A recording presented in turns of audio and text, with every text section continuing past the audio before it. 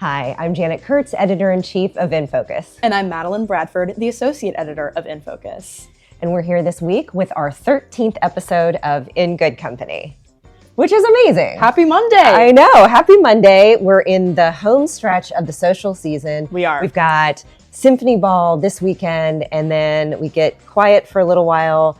We're in the middle of the holiday season. An InFocus friend gave us this beautiful poinsettia. This is gorgeous. Isn't that, stunning, It right? really is. Very holiday, so very excited about that. I did want to say, just a reminder to all of our InFocus friends, don't forget to vote in the Best Parties 2025 Readers Poll. It's on our website. It's live right now. Be sure to get out there and vote for Best Event, Most Fun Party, Best Arts Event. There 26 categories to vote in. And it's already a steep competition, so be sure to get your vote in. Yes, that is very true and good point. Also, just as a little side note, I'd like to do a little shout out to a local nonprofit, Wags and Walks. Today, they were mentioned on Good Morning America by George Stephanopoulos, who just adopted a puppy who they have named Stanley. Aww. From Wags and Walks, a local nonprofit here in Nashville. So sweet. Yes, and he is adorable. Oh, I'm sure. And he's a very lucky pup. So good luck to everybody, including Stanley. So tell us, you had a great weekend. It was a wonderful weekend for all of us, but what did you do this weekend? I had a very festive weekend. Oh. On Saturday, I went with my family and my boyfriend to Zoolumination at Nashville Zoo, which we've been to for several years. I think around the time that it opened in 2019, I want to say. Okay, but there are over 1,000 handcrafted silk Chinese lanterns. And it is absolutely beautiful. There are flowers, all kinds of animals. There's a Christmas village, a big castle at the end. And every year they do change it up. So it is always new and exciting every time you go. And I must say that this year was probably my favorite. They really pulled out all the stops. Everything was so extravagant. And I really had a great time doing that. Oh, wonderful. Well, that sounds like so much fun. You also went to an arts event this weekend. I did. I saw Nashville's Nutcracker with the Nashville Ballet, which was so wonderful. Yes. It's been such a staple in the Nashville community. That's and of course, the ballet premiered the show in 1989, but in 2008, they rebranded it as Nashville's Nutcracker and incorporated a lot of the city's history into the costuming, the set design, the onstage magical tricks. So it's been really fun to see. So many people come every year with their whole family. They're dressed up in their Christmas best, and the characters are really a pinnacle of Christmas tradition, especially the Sugar Plum Fairy, which I did a story on in our December issue. Right here. Right there. Yes. Be sure to pick up a copy. But I got to interview 4 of the Sugar Plum Fairies about their rehearsal process, the quick turnaround between casting and the show. They all learned multiple roles as well, which is so fascinating. So when I went, the Sugar Plum Fairy was played by Lily Saito, and the Snow Queen was played by Jamie Kopit, and Clara's mother was played by Colette Talinsky. All 3 girls I talked to, and they're all so talented. Loved seeing their hard work and preparations come to life on the stage, and they're just such versatile dancers. It's really mind-blowing. Well, that is a phenomenal feature. I just want to say thank you. That was a really wonderful feature. I'm really happy with it. Loved editing it. It was just fun to read. So I hope everybody out there in our audience has read it. Well, tell me, what is your favorite Nutcracker memory? Oh, that is such a good question. I grew up seeing the Nutcracker with my mom and my sister every year since I could remember, and we would see the mini Nutcracker at Harpeth Hall. And it's a really great way for kids to get immersed in the story because there's a voiceover, so it tells you who the characters are and what Clara's journey is as she's traveling from her holiday party to this fantastical world. Yes. And then now as an adult, I've been going to Nashville's Nutcracker, and it's been really fun to see the full production, of course, but have that full circle moment. And I still go with my mom and my sister to this day. Oh, good for you. Well, that's fantastic. And it really is a wonderful family tradition. It is. So I'm so glad that you did that. And absolutely, we'll just keep looking for it. So go see the Nashville Nutcracker if you have not had a chance to yet. So tell me about your week. Well, this past week was really fantastic. It's the holiday season, so everything is sparkling, everything is, has an extra magic to it. And to kick off the week, Beth Alexander, who was a former InFocus editor, covered for us the event Sparkling Settings. This is an event that benefits the Horticultural Society of Middle Tennessee that was revived by the president, Debbie Pitts, last year. It kind of took a little hiatus and is now back. And it's where all the garden clubs come together and each decorate their own tables. So there are different themes throughout the room, which makes it really fun. Like, each table is its own exhibit. There's a market. So if you were still doing some holiday shopping, which I know I am myself, so that was perfect for that. The Horticultural Society for Middle Tennessee, for those in our audience who are not aware, was actually founded in 1931 with a flower show that took place on what was then the loggia, is now called the veranda of the Hermitage Hotel. So it has a very rich history in Nashville. It was a founding sponsor of the Nashville Children's Museum. They helped build Massey Hall at Cheekwood, so very, very ingrained in the community. The co-chairs this year were Gloria Hoagland, who's also another correspondent for In Focus, but took off her correspondent hat to be a co-chair with Murray Clayton. The tables were just so fantastic. There was a wild animal table that was very safari-esque. There was a Babes in Toyland table. There were these beautiful, red and green Christmas tables that were so fantastic. So it was really just a show and display of fantastic creativity that is so fun and is a wonderful event this time of year. That sounds like a blast. Yeah. And you went to a really exciting dinner that was very lavish, and I can't wait to hear about it. Oh my goodness. It's interesting. In 2022, the Centennial Park Conservancy held their last Conservancy Gala. And that was it. And the organization really stepped back, as many of them are, to reimagine their fundraising efforts. And for them, for the Conservancy, they actually created the Centennial Circle. And a Centennial Circle is a group of donors who truly are supportive of all of Centennial Park, but particularly the community outreach programs, that we've written about extensively.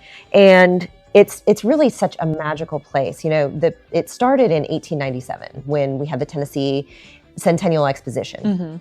And in 1903, finally opened as a public park. So for over 100 years, Nashville has had Centennial Park here in Nashville. So what they did with the Centennial Dinner was so special. As a way to honor these donors, they started sort of it's a thank you dinner, but each one of them has had kind of a country of origin in terms of cuisine. So the first year was Italian, the next year was French-based. This year, which makes total sense, was a Greek-themed dinner.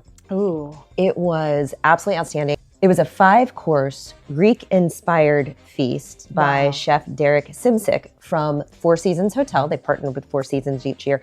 And what makes it particularly special is this is the 35th anniversary of Athena being in the Parthenon and the 40th anniversary of the Centennial Park Conservancy.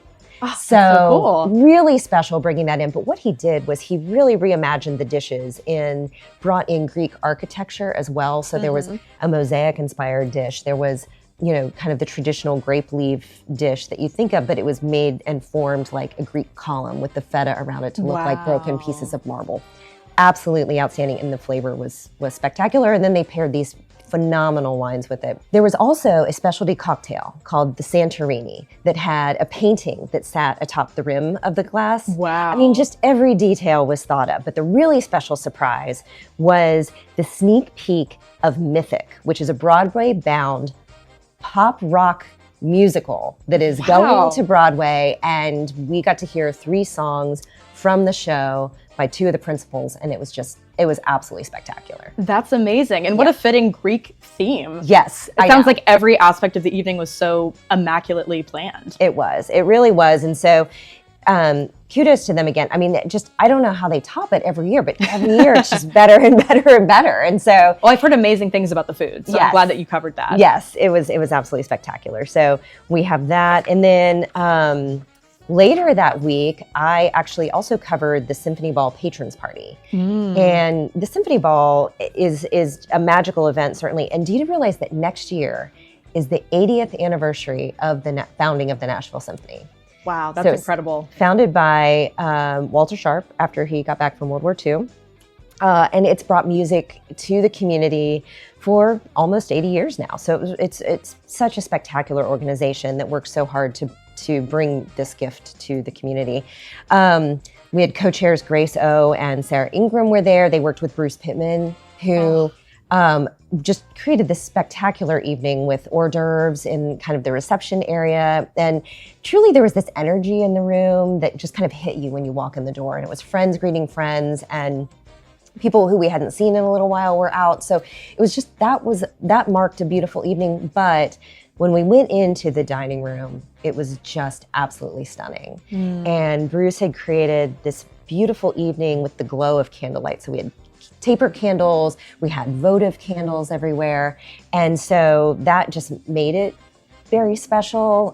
There were these centerpieces with these kind of burnt orange roses as the kind of the centerpiece, and those were lovely. So it really just was a beautiful evening to sort of kick off the prep before the Symphony Ball actually happens, which will be this Saturday. Right. So we're looking forward to that also. So how do you think the decor pre-shadows what we're going to see at Symphony Ball? Well, I am not going to be a spoiler, but I think that it's a good start, but I think guests of the Symphony Ball are going to be in for an amazing surprise on Saturday. It is just, everything that I have seen so far has just been absolutely stunning and innovative and unique, and will really bring together the music, but also the art form and other types of art as well. Well, I can't wait to see what Bruce and his team have up their sleeves. I know, me too. They always do a fantastic job. I know. It's going to be great. Be sure to visit the In Focus Portrait Studio if you are attending on Saturday. Get a glamour shot. That's right. That's exactly right. And now tell me about, you went to just an event that really is a beautiful, heartfelt event. Tell me a little bit about that. Absolutely. I went to a nativity scene at the Nashville Rescue Mission, and this has been such a pivotal organization in Nashville for so many years. It first opened its doors in 1954 to provide food, clothing, and shelter to men without housing, and then later extended their services to women and children in 1968. Yeah. And now the organization serves over 800 people in Nashville's community, which is just incredible. And all of their event programming really seeks to emphasize the organization's message of hope. And this year's nativity was no different. It was obviously a children-focused event, and all of the kids decorated paper ornaments for the chapel Christmas tree before the show. Oh, sweet. It was. And C.H. Henry led the program and also played the innkeeper and told the Christmas story. And he also played music, a lot of Christmas carols that we know and love, but his goal was to really engage kids with music and have that connection between song and story. And this year, he also added a new little drummer boy component. Oh, wow. And drummer Jerry Pentecost accompanied the classic song to really add to the immersion. Wow. Oh, that's such a clever idea and such a great way to incorporate that. It really was. And then, of course, the evening ended with a pizza party. So what could be better than that? That's fantastic. Well, good. And I think I saw in some of the pictures a cake, too. Yes. If I'm not mistaken. So, all kinds of good treats. Yes. Oh, I love that. Well, good. Well, thank you so much for doing that. And like I said, we covered it last year. And it's really special to see members of the community out there supporting women and children. And so that's very special. Absolutely. Well, that's all we have for this week. Next week, we're covering Daystar's Evening in December, Gordon Inman's Gentleman's Breakfast down in Franklin, and of course, Symphony Ball. So be looking forward to our coverage. We'll recap the evening on Sunday. We'll have a who wore who, but we'll really be talking about what we saw and the beautiful decor and just everything about Symphony Ball. So be sure to tune in for that. It's going to be a big one. It is. And then just a reminder, vote for the Best Parties 2025 Readers Poll. Really important. We're looking forward to hearing from you. And then, of course, subscribe to our YouTube channel. And remember that with you, our In Focus friends, we're in good company. Cheers. Cheers.